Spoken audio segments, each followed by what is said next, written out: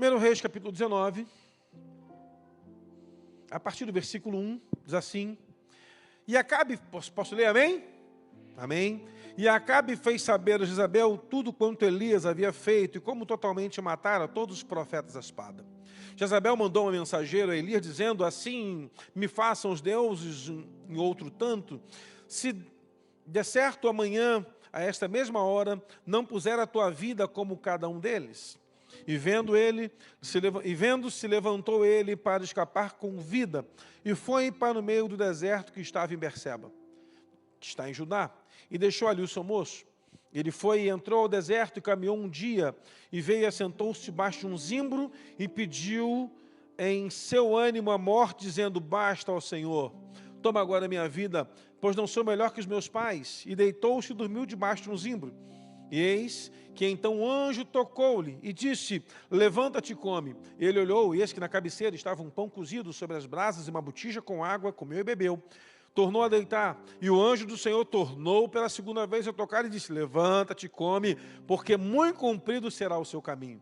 Levantou-se, pois, comeu, bebeu, e com a força daquela comida caminhou 40 dias e 40 noites, até o Horebe, o monte de Deus. E ali entrou numa caverna, e passou ali a noite, e eis que veio a palavra do Senhor, dizendo: Que fazes aqui, Elias? Amém? Irmãos, eu queria que você olhasse comigo para esse texto. A gente, quando vai olhar a Bíblia, a gente, de vez em quando, imagina que cinematograficamente as coisas vão acontecendo como se numa linha da vida. Segunda-feira acontece uma coisa, na terça outra, na quarta outra. Mas de um capítulo a outro, há um episódio, há uma distância de acontecimentos. Do capítulo 17 para o capítulo 18 de 1 Reis, dão-se quase 4 anos de distância, 3 anos e meio pelo menos. Mas do capítulo 18 para o capítulo 19, é no dia seguinte. A história é mais ou menos essa. Elias, já falei sobre isso há uns meses atrás, falando sobre níveis de batalha, e não deu para trazer essa mensagem nessa ocasião. Elias, ele profetiza contra o pecado que havia no reino com Acabe e Jezabel, sua esposa. Jezabel, casada com Acabe, rei de Israel, Jezabel, filha de outros reis, ela se casa com Acabe e implanta em Israel a cultura do reino dos sírios, a adoração a Baal. E os profetas vão sendo mortos à espada diariamente. O profeta que se levantava contra aquilo era morto. Então Elias vai diante do rei Acabe e libera uma palavra, dizendo: olha, acabou a bagunça, não chove mais em Israel, enquanto eu não liberar uma palavra de chuva.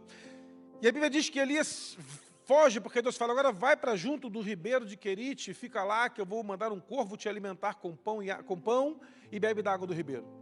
A vida do Elias muda completamente, porque ele era um profeta que não profetizava para o rei, profetizava lá na sua terra, não sabemos nem de onde era Elias. Há quem diga que Elias era um tesbita de Gileade. Tesbita não era a sua nacionalidade, não era uma região onde ele nasceu, ele não era natural daquele lugar. Tesbita era uma profissão, alguém que extraía de uma árvore uma essência para fazer óleo de cura de enfermidades físicas. As pessoas, quando tinham manchas na pele, passavam óleos na pele. E lá na região de Gileade, onde era muito famosa, havia uma árvore chamada tesbe, tirava-se dela essa essência da sua casca da árvore, fazia-se uma essência e passava sobre o corpo. Elias tinha essa profissão, um homem comum, não tinha ninguém por ele. Elias desaparece daquela região, vai para o palácio, profetiza contra o rei, vai para junto do ribeiro de Querite, bebe da água, o ribeiro seca, vai para a casa da viúva, é alimentado por essa viúva por um tempo, e a Bíblia vai nos dizer que a vida do Elias é essa. Até que Deus manda Elias voltar e profetizar de novo. Elias volta, os profetas de Baal são mortos, e no dia seguinte, a primeira grande chuva que há sobre Israel, se levanta uma mulher chamada Jezabel e fala assim: olha, manda dizer que eu vou matar o Elias amanhã nesse mesmo horário. E Elias foge para permanecer vivo. É interessante, irmãos, que Elias é um homem de uma trajetória de sucesso. Um homem, meteoricamente, aparece de um extrator de essência de árvore, se torna o ícone dos profetas na vida de Israel. E agora está fugindo para não morrer por uma frase que o mensageiro trouxe a ele, em nome de Jezabel. E quando eu olho para esse Elias, me preocupa, porque a gente vai encontrar um homem altos e baixos.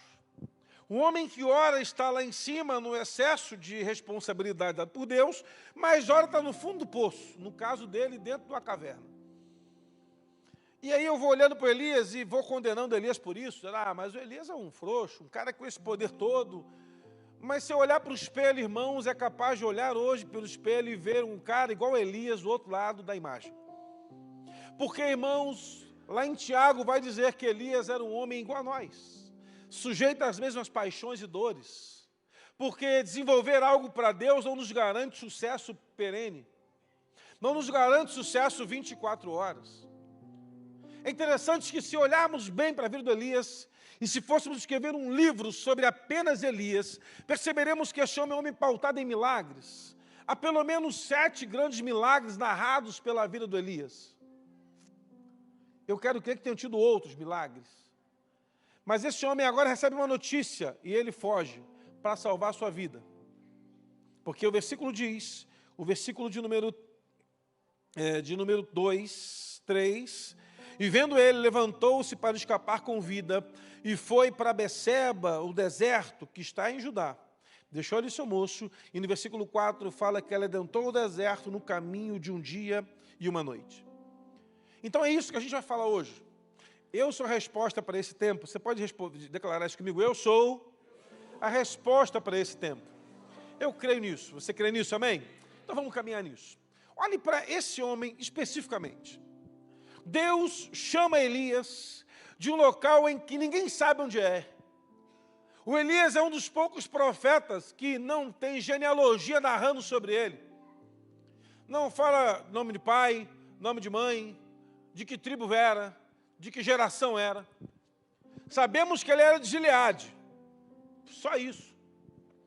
Você vai encontrar essa referência da figura da descendência do profeta, tem uma importância, primeiro, para dar credibilidade ao sujeito, e segundo, para provar que ele existiu, porque durante muito tempo achou que Elias era um anjo, que veio à terra, fez isso tudo e foi embora.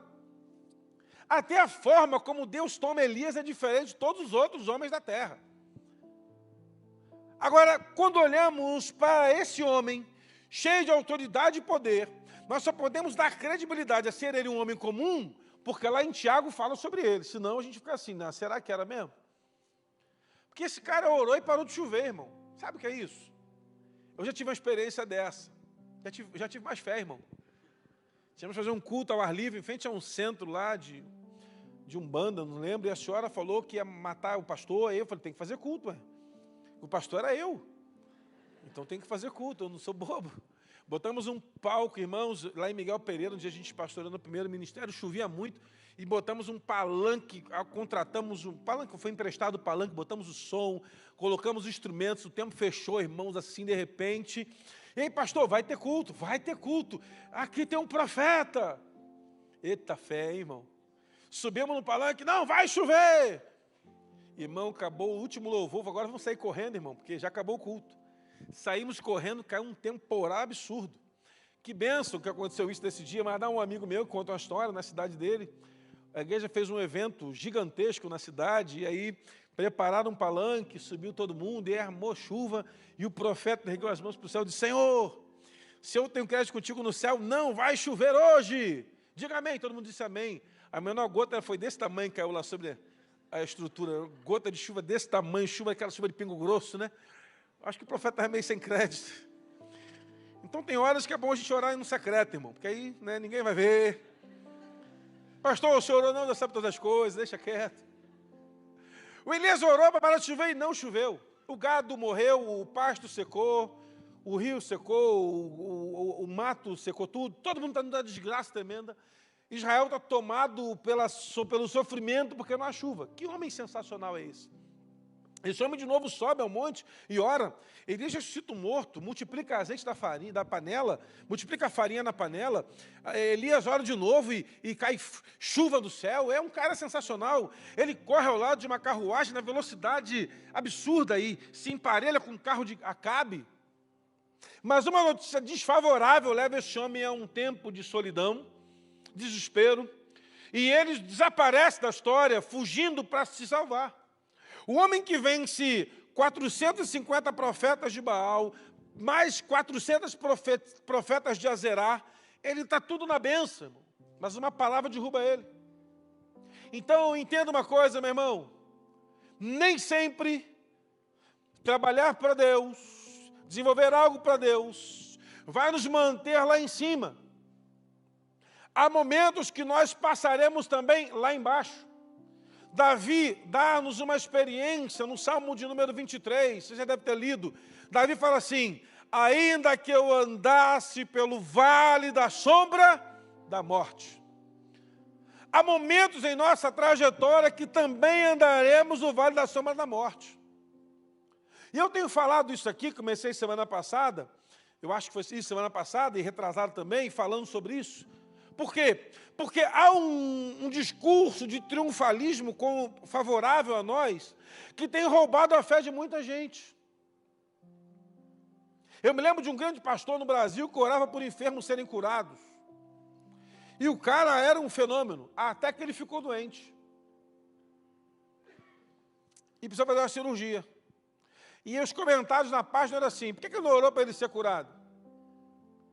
E aí ele respondeu: não, Deus falou que eu ia operar desse problema. No mês seguinte, outra cirurgia. Irmãos, é triste, mas a caminhada da fé nos requer dias bons e dias maus. A nossa fé vai se estabelecer por aquilo que Deus é no dia bom e no dia mau. No dia maravilhoso, semana passada eu falei sobre isso, volta lá para você dar uma olhada, nós festejamos com muito mais tranquilidade.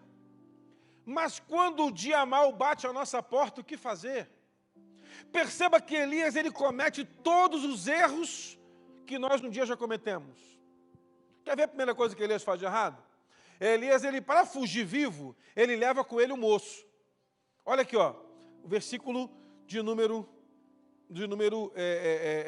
2, 3. E vendo ele, levantou-se para escapar com vida, foi para o meio de Berseba, do deserto, que está em Judá, e deixou ali seu moço. Ele começa uma caminhada com o discípulo, mas ele deixa o moço e segue sozinho. No dia mau, irmão, não fique sozinho. Não ande sozinho. A solidão tem levado pessoas ao estágio pior da sua crise. Compartilhe a sua dor. Procure alguém para você compartilhar a sua dor. Mas aprenda uma coisa, fale a verdade, tá, meu irmão?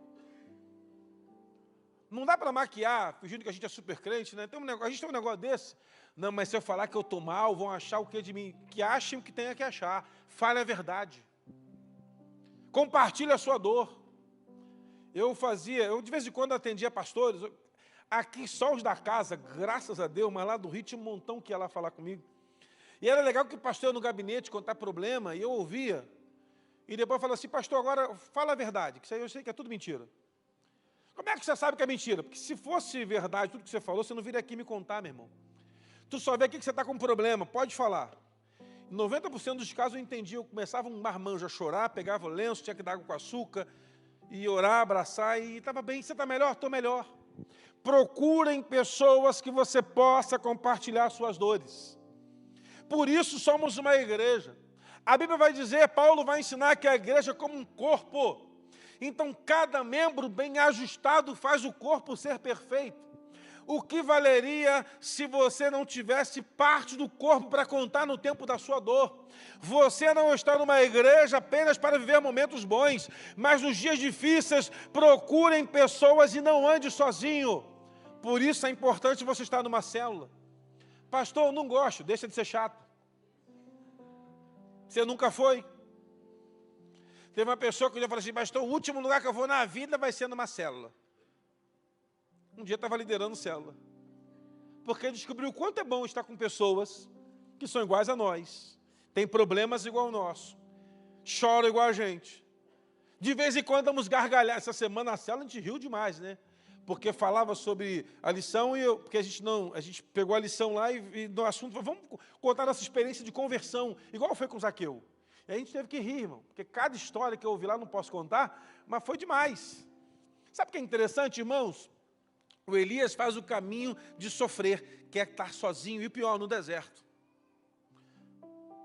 Mas o Deus misericordioso, diga amém, visitou Elias no deserto.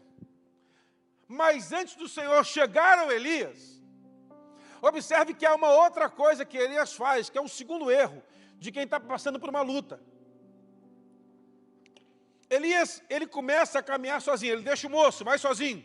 Ó, fica aqui que eu vou sozinho. Ele comete o segundo erro. Depois que ele entra no deserto, que já é um erro, ele vai se escorar num zimbro. O zimbro, meu irmão, é uma árvore completamente infrutífera.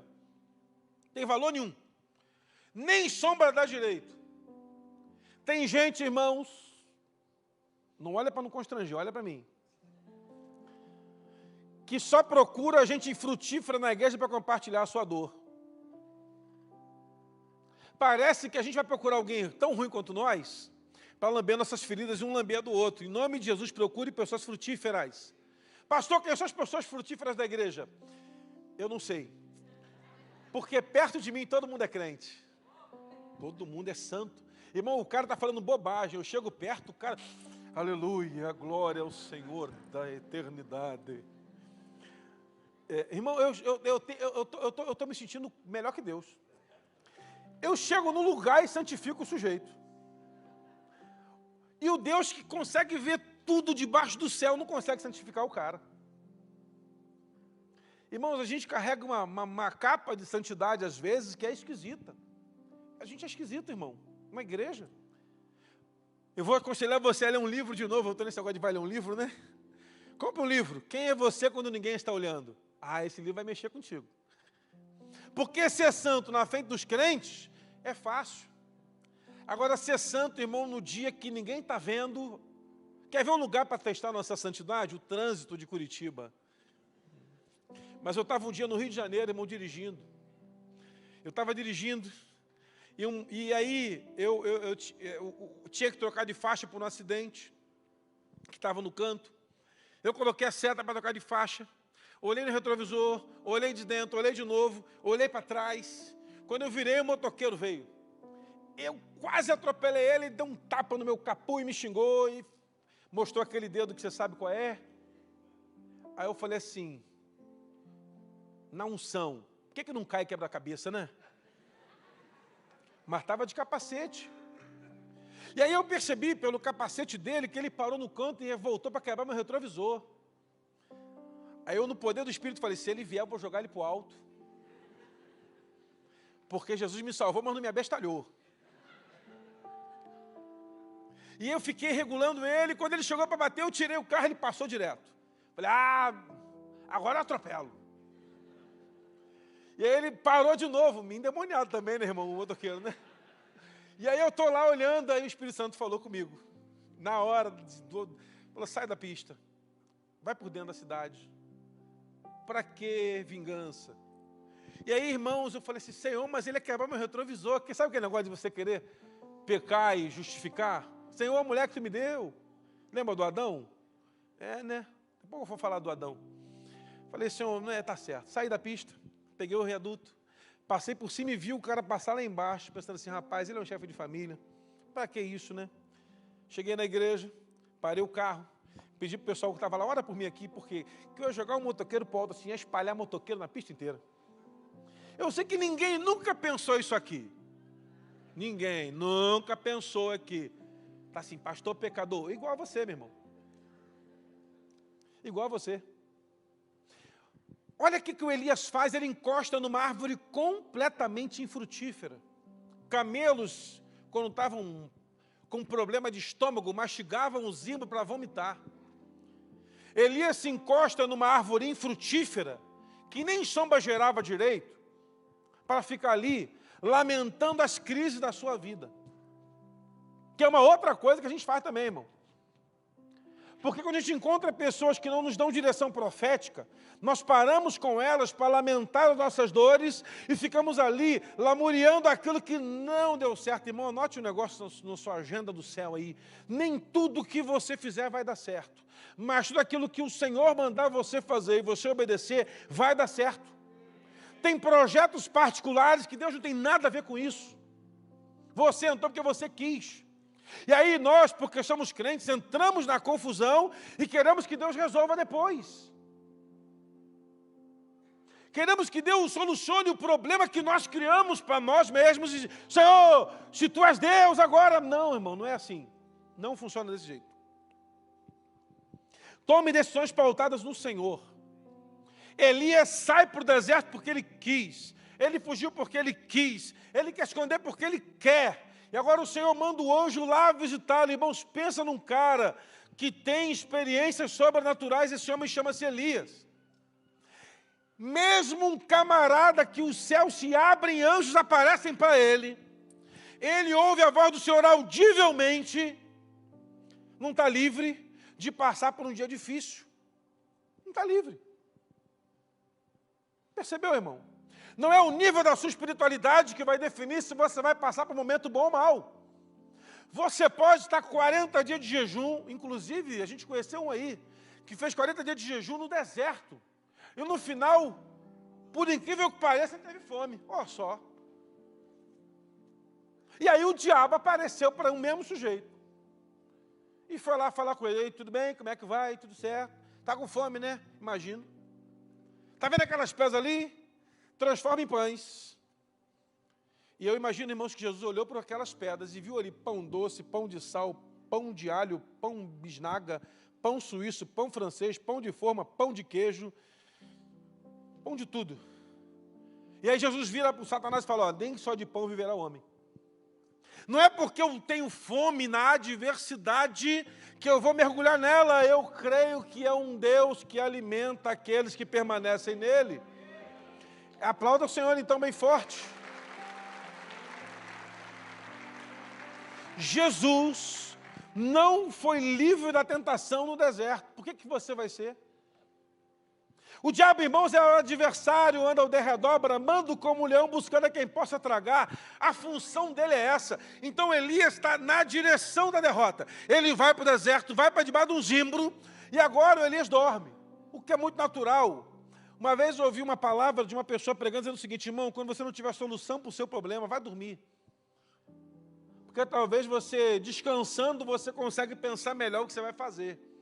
Eu estava um dia passando uma luta, uma crise tremenda, eu lembrei dessa mensagem, falei assim com a pessoa que trabalhava lá comigo, ó, cancela tudo aí, vou para casa, fazer o quê? Vou dormir.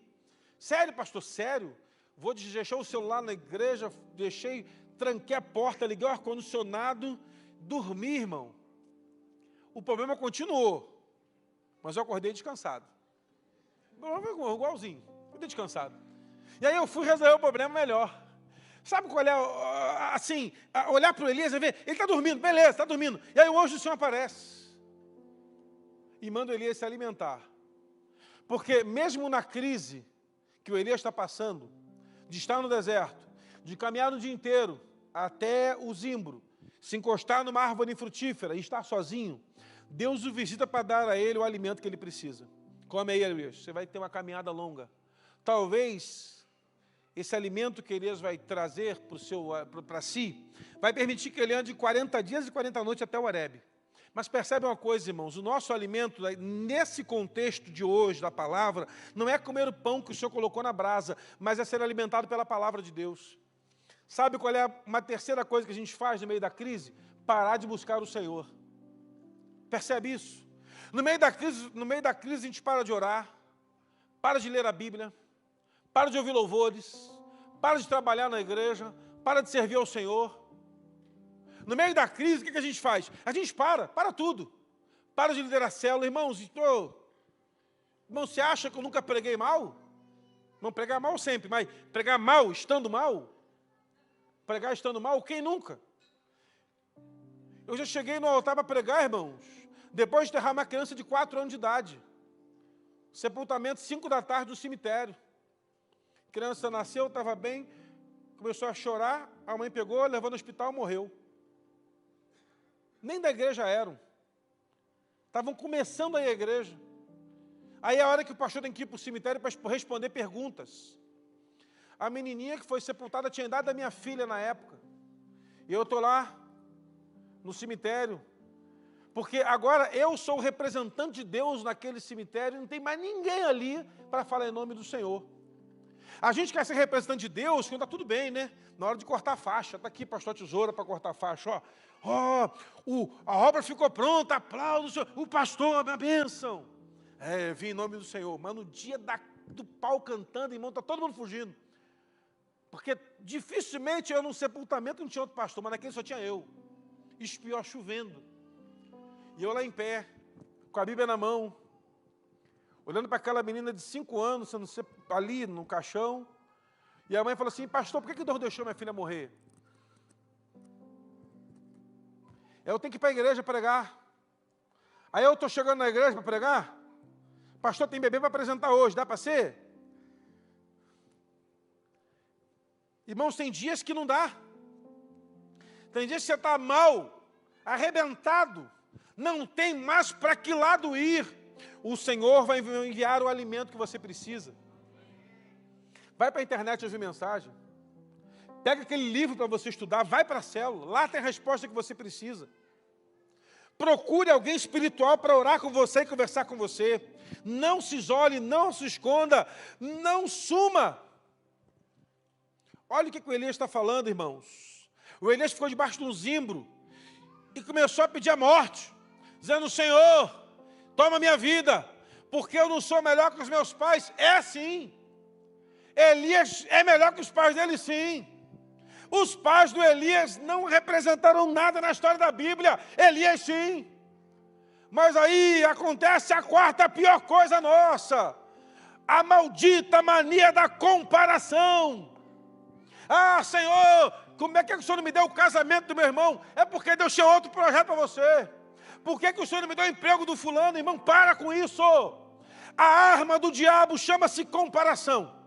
O diabo entendeu que nós vivemos uma sociedade de resultados imediatos. Então o que acontece? Nós olhamos para o que o outro tem e queremos para nós, inveja. Eu sei que aqui na Alameda não tem nenhum quente invejoso. Na PIB está cheio. Na outra, na Presbiteriana também, lá no Alcance, está tudo cheio. Aqui não tem crente invejoso. Pare com isso, irmãos. Você é propriedade exclusiva do Pai. Deus tem projetos particulares para a sua vida. Esqueça o que Ele está fazendo na vida do outro. A gente tem esse negócio, Senhor, mas olha só, o fulano esquece, é você, a guerra é sua, a batalha é sua, entre nela, permaneça, porque o Deus poderoso vai dar o alimento necessário para que você entre e saia da batalha vitorioso. Entendeu o segredo?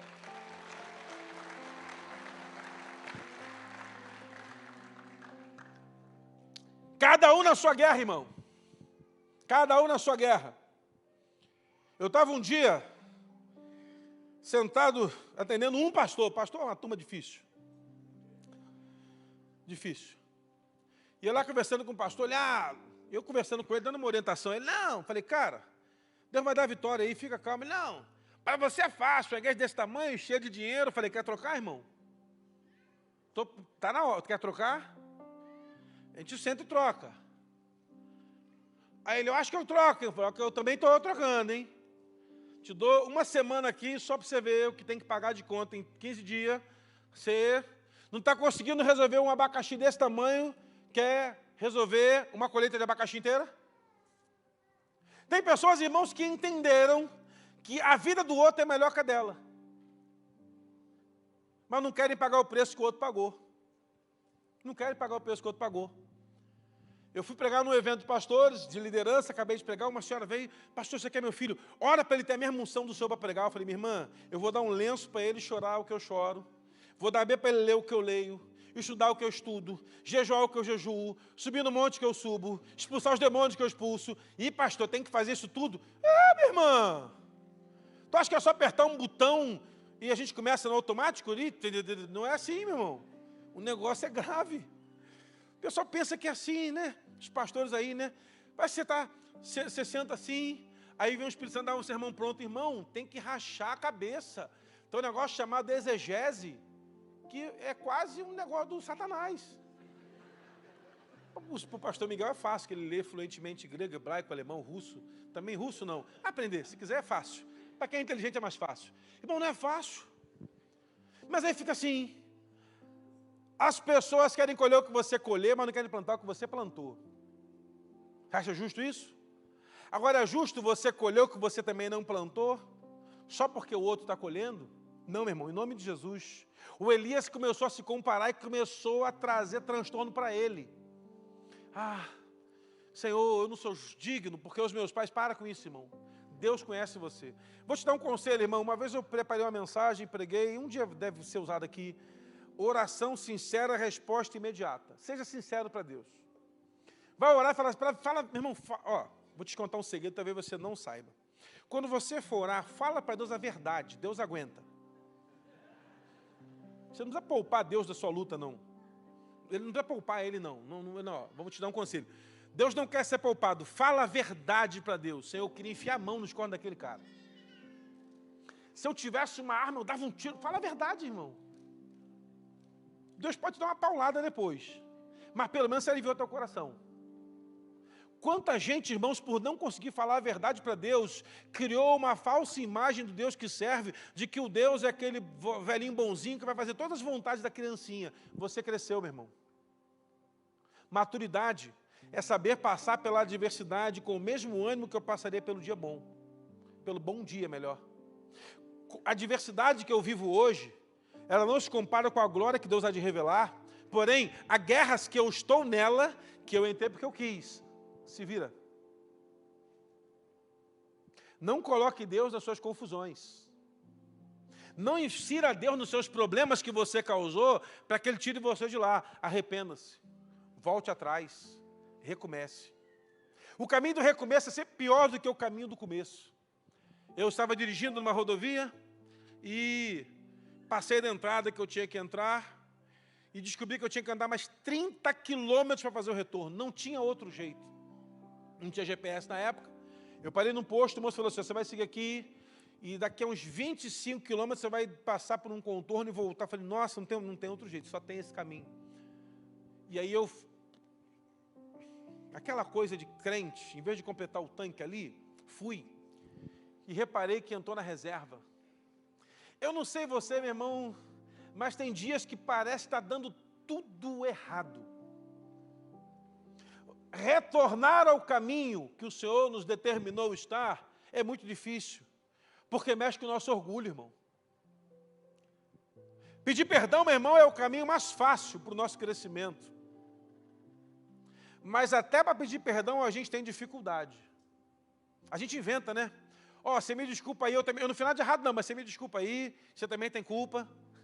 Já viu isso? Eu vi como é que um cara, eu não sei como é, irmãos, eu queria ter um vídeo, gravar de brigas de casais, para passar aqui para vocês, mostrando como é que pede desculpa um ao outro.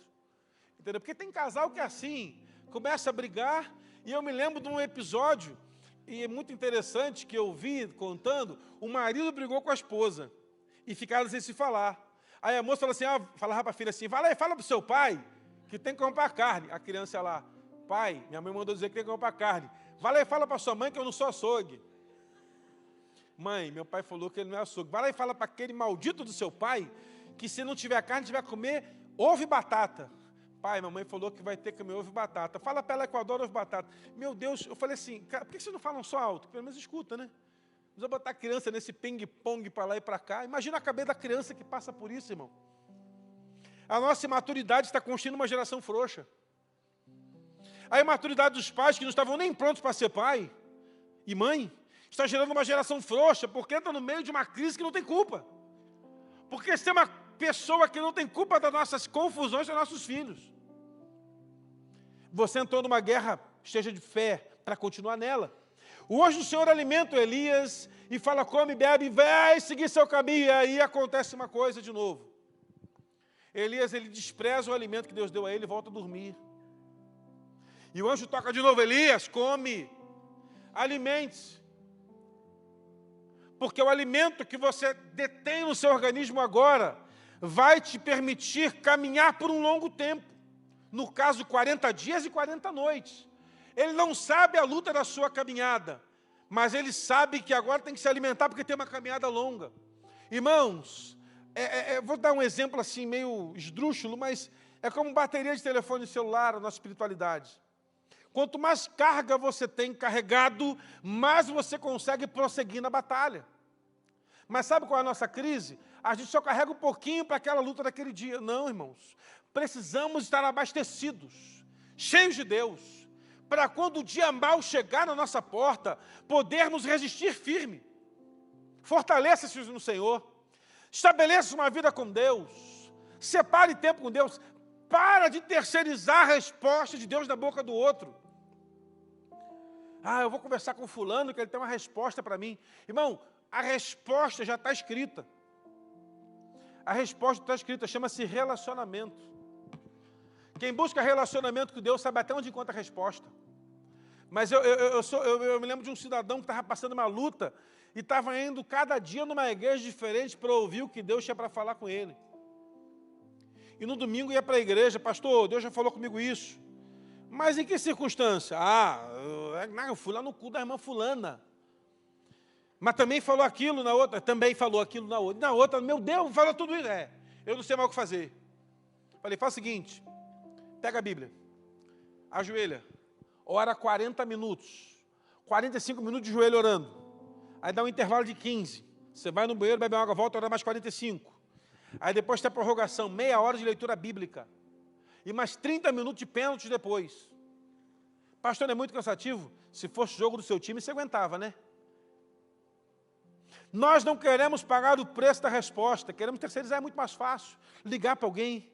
Eu já recebi uma ligação assim, pastor, Deus falou para o senhor alguma coisa a meu respeito?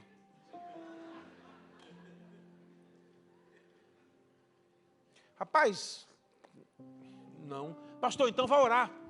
Porque eu pedi para Deus falar contigo, para você falar comigo. Falei, rapaz, vamos fazer um negócio? Deixa eu orar então, Senhor, me tira desse negócio aí, fala direto com ele. Porque eu posto a mensagem trocada, vai que o senhor manda eu falar com outro e é com ele, vai entender. Irmão, tem gente doida demais nesse mundo. Você quer ver como é que o Elias está mal? O Elias come, se alimenta, vai para Horebe. O texto fala que levantou-se, pôs, comeu, bebeu e com a força daquela comida caminhou 40 dias e 40 noites até o Horebe de Deus e chegou lá e entrou na caverna. O cara que se alimenta do alimento do céu, está tudo certo, Deus já potencializou, deu para ele unção, chamado, visão, projeto, ministério, e esse cara está cheio de Deus, alimentado, experiência sobrenatural, ele vai para uma caverna. Anote isso, tem muitos crentes enterrando talento. Tem gente boa demais aqui que enterrou talento e vai desenterrar hoje em nome de Jesus. Vai desenterrar hoje, você vai voltar a dar fruto e frutos que permanecem. Agora, olha, irmãos, o Elias representa os profetas de Israel. O Elias, ele é um representante. Quando os profetas falavam de alguém, falavam de Elias. Ele representa os profetas, tamanha a sua importância. E mesmo assim, esse homem está numa caverna. E aí o Senhor vai, aí Deus não manda mais anjo, acho que Deus perdeu a paciência. Se é que existe esse atributo em Deus, paciência. E ele vai lá, deve ter, e fala assim, Elias, sai daí, miserável. Desculpa. Elias, sai daí. Infeliz não. Sai daí. Melhor. O que faz aí, Elias? Acho que Deus queria pegar ele pela barba e arrastar, porque careca era o Eliseu. Que está no texto, ele devia ter... Sai daqui, cara, por que você está aqui dentro? Eu te chamei, te capacitei, te qualifiquei, te alimentei, te ungi para isso. Para você, no dia mau, entrar na caverna. Elias, se olhasse para trás, pegasse uma linha do tempo, retrospectiva da vida de Elias nos últimos 3 anos, em 3 anos e meio, Elias é uma explosão de coisas maravilhosas. Mata os profetas do inimigo, restabelece a adoração a Deus, faz morto ressuscitar, farinha botada na panela, ora para chover, ora para não chover, corre igual mais que o Usain Bolt. É uma bênção, mas não está livre de entrar numa caverna. E aí eu olho para esse Elias e penso assim, meu Deus, o que leva um cara tão poderoso quanto esse a entrar numa caverna? Olha o que leva Elias a entrar numa caverna. tenho sido muito zeloso pelo Senhor Deus dos Exércitos, porque os teus filhos deixaram o teu concerto, derrubaram teus altares, mataram teus profetas à espada, mas eu fiquei só, e buscam tirar a minha vida. Isso é grave, irmãos, escute, e é muito sério.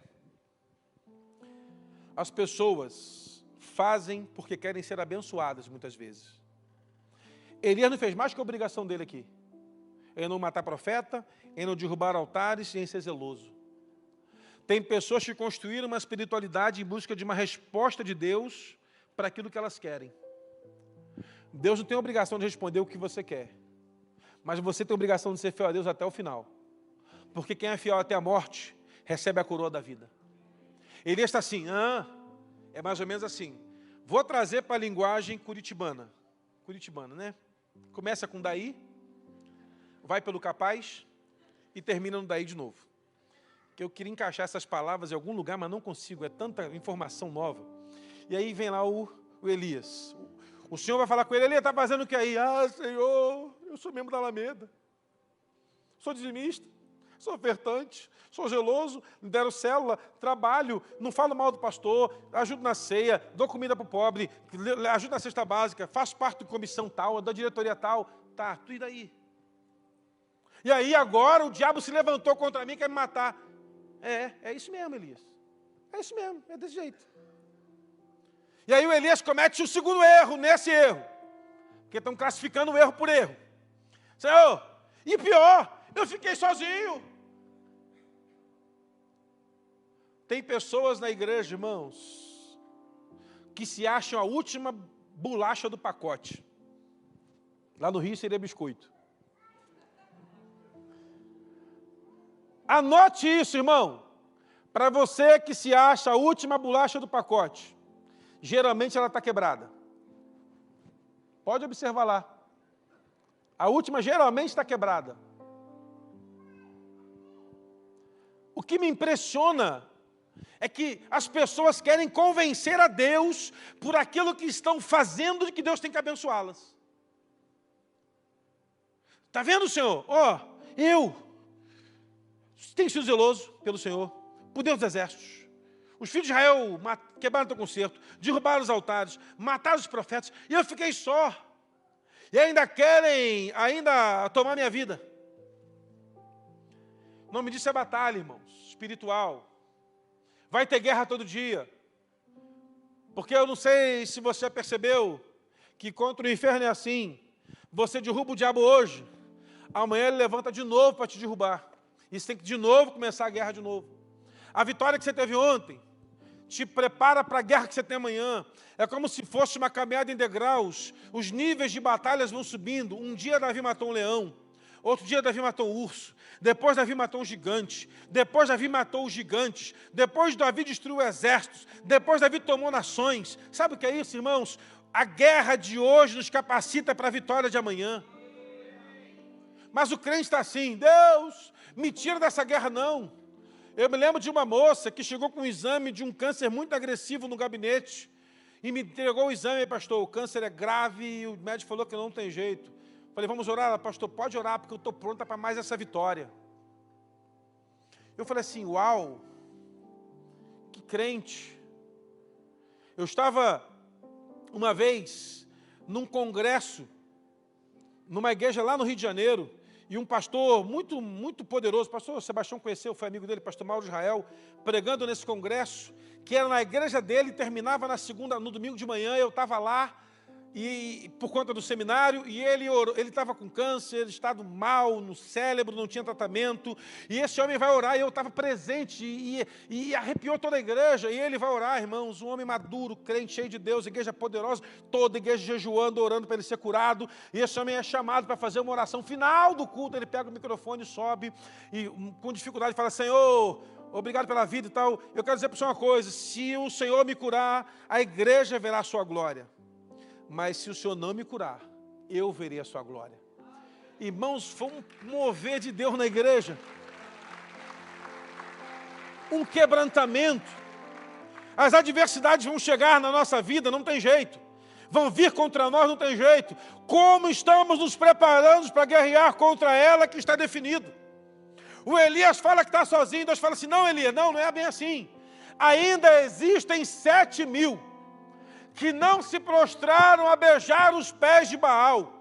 Elias, você não é o único que passa pela guerra, você é o único que não é zeloso, você não é o único zeloso, você não é o único que guardou os concertos, mas Elias, entenda, eu ainda conto com você, Elias. Deus está procurando um cara quebrado, que se escora em árvores infrutíferas, que anda por deserto, que caminha sozinho, que é saudosista, que acha que ele é o único que faz tudo e fala, eu quero te usar ainda, Elias. Mas para isso, Elias, sai da caverna. Sai da caverna. A caverna, irmãos, é o ambiente da escuridão, que deixou o homem prisioneiro no passado. E quando ele sai e encontra a luz, ele começa a perceber o mundo à sua volta. E a filosofia vai dizer o seguinte, que o homem que não quer crescimento é dentro da caverna. O homem que quer conhecer o mundo é fora da caverna. A filosofia diz que aquele que habita na caverna, vive na caverna, se acomoda na caverna, passa a vida na caverna e morre na caverna e não conhece o que está do lado de fora. Aí a filosofia diz que o homem maduro é aquele que sai da caverna, consegue ver o que está do lado de fora e começa a observar oportunidades que dentro da caverna jamais veria. Tem um texto, não sei se é um livro, Nas Cavernas da Alma, que a autora dizia o seguinte, nós aprendemos a nos esconder nos problemas que apareceram, ficamos nele achando que aquela é a última condição da nossa vida. Mas quer dizer para você, meu irmão, que está escondido numa caverna da alma nessa manhã, o Deus que você serve quer tirar você dessa caverna hoje, trazer você para a luz, porque diante da luz, irmãos, até os demônios subsistem a palavra da luz, porque a luz que brilhou no abismo gerou o entendimento de que o Filho de Deus viria para nós. Agora entenda uma outra coisa, irmãos. O Senhor fala com ele assim, Elias, quero te usar. Você ainda vai ungir 2 reis. E ainda vai levantar um profeta no seu lugar. Então entenda uma coisa, tem muita coisa para fazer. Pega na mão carinhosamente quem está ao seu lado, dá uma chacoalhada e fala, tem muita coisa para fazer. Isso. Deixa eu pegar na mão do varão aqui. Quer água aí? Tem muita coisa para fazer, varão. Mas para fazer, tem que sair da caverna. Elias teve que sair da caverna. E tem uma coisa, irmãos, que me chama a atenção em Elias, é que uma coisa Elias tem. Ele tem coragem de falar para Deus o que ele está passando. Mas o Senhor fala para Elias assim no versículo 18. Bota o 18 na tela aí, por favor. Do capítulo 19. Também eu fiz ficar em Israel 7.000. Todos os joelhos que não se dobraram a Baal, e toda boca que não beijou. Eu tenho que contextualizar para você entender isso. Colocavam postes do deus Baal pela cidade. E ficavam sacerdotes em pé. Os profetas tinham essa função, ficar em pé. E quem vinha, se ajoelhava e beijava o pé do Baal, além de receber comida, podia se deitar com as profetisas de Azera. Olha que coisa esquisita. Então o cara tinha que vir, ajoelhar na imagem, beijar o pé. Ele podia ter relação com a profetisa de Azera, porque essa era a forma de fazer uma aliança entre os sírios, ainda ganhava comida. A moralidade de Israel estava destruída. Por isso Elias fala que ele foi zeloso. O zelo está nisso. Mas o Senhor fala assim, Elias, você não viu ainda. Mas tem 7.000 que não aceitaram o pecado da sociedade que a gente está vivendo. A igreja desse tempo, irmãos, vai precisar ser a igreja que não vai aceitar o pecado da sociedade que vive. E você de vez em quando vai se sentir sozinho, mas lembre-se de Elias, sempre terão mais 7.000, 70.000, 700.000, 7 milhões, 700 milhões e bilhões de pessoas que vão se converter a Jesus pelo lavamento que vai vir sobre a terra, que não vão se prostrar à prostituição que vai ser estabelecida. Não aceita, não ajoelhou. Esse povo está bom. Agora a minha crise é a seguinte, por que os 7.000 não se apresentaram como Elias? Eu tinha essa crise. Até ler um livro falando sobre profetas calados, e o autor falava o seguinte, os 7.000 que ficaram calados, eu sempre critiquei esses caras. Por que os 7.000 não apresentaram-se? Não tinha expressão de Elias. Então entenda uma coisa, 7.000 poderosos que não se apresentaram, porque não tinha a mesma expressão de Elias. Os 7.000 estavam lá, firmes, amando a Deus, sem pecar, sem beijar o pé de estátua, tudo certo. Mas não tinham a força do Elias. Os 7.000 estão em Israel, mas o Elias está na caverna. Significa dizer, irmãos, que as nossas maiores responsabilidades vão nos trazer maiores crises. Quanto maior for a responsabilidade que Deus entregar na sua mão, maior vai ser o tamanho da adversidade que você vai ter que passar. Você não quer ter problema, irmão? Seja um crente normal. Fica lá sentado, entrega seu dízimo, dá sua oferta, entra mudo e sai calado. Mas começa a se envolver com Deus. Você vai começar a ter batalhas que você nunca teve. Porém, esse é o lado ruim. Mas o lado bom, você vai ter experiências com Deus que você também nunca imaginou viver. Porque uma pessoa que entendeu o Evangelho da cruz passou a ter uma vida emocionante caminhando com Deus. Caminhar com Deus é uma vida emocionante. É diferente de tudo que você imaginar. Uma vida com experiências com Deus é uma vida diferente de uma vida vazia de experiências com Deus. O Elias está na caverna e Deus falando, sai da caverna. Essa caverna não é o seu lugar. De que vale colocar uma cidade edificada escondida? Jesus fala que não se coloca uma lamparina debaixo de uma mesa, mas se coloca num velador. Um profeta enterrado na caverna é uma voz que não ecoa. Deus quer tirar você dessa caverna que você se meteu hoje, em nome de Jesus, para que a sua voz transforme a sua família, seus funcionários, seu chefe, seus amigos, sua rede social, quem está à sua volta, porque você vai ser a voz de restauração que Deus vai levantar para esse tempo, porque um profeta ungido do Senhor não pode se enterrar numa caverna como uma semente plantada no meio de uma terra jogada qualquer. Deus vai plantar você nos lugares certos, nas horas certas, e a sua boca será a boca que vai trazer restauração, não só a quem está à sua volta, mas outros ouvirão de você em nome de Jesus. Portanto, sai da caverna. Sai da caverna. Sai da caverna. O Senhor, a primeira palavra que Deus faz, pergunta para Elias, Elias, o que você está fazendo aqui? Aí não é o seu lugar. Você está enterrando seu chamado. 3 homens recebem talentos. Um 5, um 2 e o outro recebe 1. O aqui recebeu menos talento, que tinha menos trabalho, enterrou o talento. E o que recebeu 5 talentos, correu, multiplicou. O que recebeu 2, correu, multiplicou. Mas o que recebeu 1, enterrou, porque ele conhecia bem o Senhor dele. O problema não era conhecer o Senhor, ele conhecia. Eu sei que o Senhor é severo, colhe onde não plantou, o Senhor é bruto, e aí eu com medo enterrei. Tem gente aqui que enterrou talento, irmãos. Conhece o Deus a quem serve. Sabe quem Ele chamou, mas enterrou o talento. E nessa manhã eu vou dizer para você o seguinte, sai dessa caverna e vai servir a Deus com a destreza que Deus já te deu em nome de Jesus. Se coloca de pé para a gente orar ao Senhor. Onde você está? Se coloca de pé. E eu queria, meu irmão, que a gente fizesse um movimento aqui nessa manhã. Onde você vai fechar seus olhos, colocar a mão sobre o seu coração. E você vai orar e dizer, Senhor, onde estou nessa história toda? Se eu estou numa caverna, eu quero sair dela hoje em nome de Jesus. Se eu entrei numa caverna, Senhor, me tira dela hoje. Se eu entrei na caverna, Senhor, hoje é o lugar da minha libertação. Eu não vou permanecer na caverna mais. E eu saio dela. Então diga para o Senhor isso. Como Deus pode te usar, eu não sei. Eu não sei como Deus te capacitou. Eu não sei o que Deus pode fazer através da sua vida. Mas você sabe. Deus sabe. É manhã de sair da caverna. É amanhã de deixar essa caverna.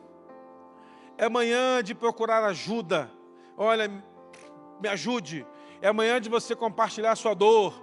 É amanhã de você procurar alguém e dizer, olha, eu preciso de ajuda. Ora comigo, me auxilia. Procure pessoas frutíferas. E entenda, nada do que você vai fazer vai superar aquilo que Deus já fez por você.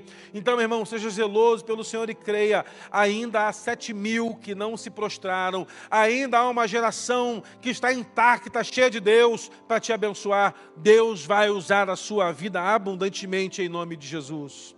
Eu quero orar com você. Coloque a mão sobre o seu coração, feche seus olhos. Senhor, Se alguém nessa manhã aqui preso em alguma caverna, eu quero propor uma palavra de libertação. Eu quero declarar, Pai, uma palavra de libertação para esse homem e para essa mulher. E a caverna na qual estávamos até chegar aqui, sairemos dela para fazer uma grande obra no Senhor e para o Senhor. E em nome de Jesus, colheremos frutos daquilo que o Senhor tem prometido à nossa vida, em nome de Jesus. Eu quero orar com você. Erga sua mão bem alto. E eu vou falar com você, Elias, e você vai gritar, sai da caverna. Vamos fazer assim? Eu vou falar assim, Elias, aí você vai gritar, sai da caverna. É genérico isso. É para todo mundo essa. Eu digo, Elias, e você grita, sai da caverna. Para todo mundo aqui ouvir. Então, se a polícia vier, eu resolvo. Tá bom? Vamos lá, hein? No 3. Elias! Sai da caverna. Tá mais ou menos. De novo, Elias! Sai da caverna. De novo, Elias! Sai da caverna. Agora eu quero que eu vou dizer assim, aí você vai gritar assim, saio da caverna. Ok? Eu fiz isso numa igreja, irmãos. Eu estava pregando, não essa, mais ou menos essa. E uma irmã veio no altar, agarrou minhas pernas e falou, o senhor é frutífero? Eu falei, devo ser. Ela, então deixa eu ficar aqui na sombra. Porque quando ela gritou, saio da caverna, irmãos, essa mulher entendeu de Deus que uma opressão que ela carregava há 6 anos saiu do coração dela. Alguém vai ser liberto nessa manhã. Eu vou dizer eu e você vai gritar, saio da caverna. Amém? Eu saio da caverna. Eu saio da caverna. Eu saio da caverna. Se você quer vir aqui no altar orar e entregar ao Senhor a vida que o momento que você está passando, você pode sair do seu lugar ao altar e dizer, Senhor, eu estou dando passos para fora da caverna que me prende. Vindo para esse altar dizendo, essa caverna não me prende mais. Vamos cantar? Vamos cantar? Então você pode sair do seu lugar e dizer, Senhor, eu estou vindo para cá. A intercessão não ora com eles ainda, deixa eles virem. Deixa vir, vamos cantando, você pode vir. Pode sair do seu lugar e vir até o altar do Senhor, dando passos de libertação nessa manhã, em nome de Jesus. Senhor, em nome de Jesus, nós queremos liberar uma palavra profética aos teus filhos e filhas que estão no teu altar nessa manhã. Não sabemos o tamanho do problema ou da caverna a qual alguns entraram, mas confiamos no Deus que já os tirou da caverna nessa manhã, em nome de Jesus.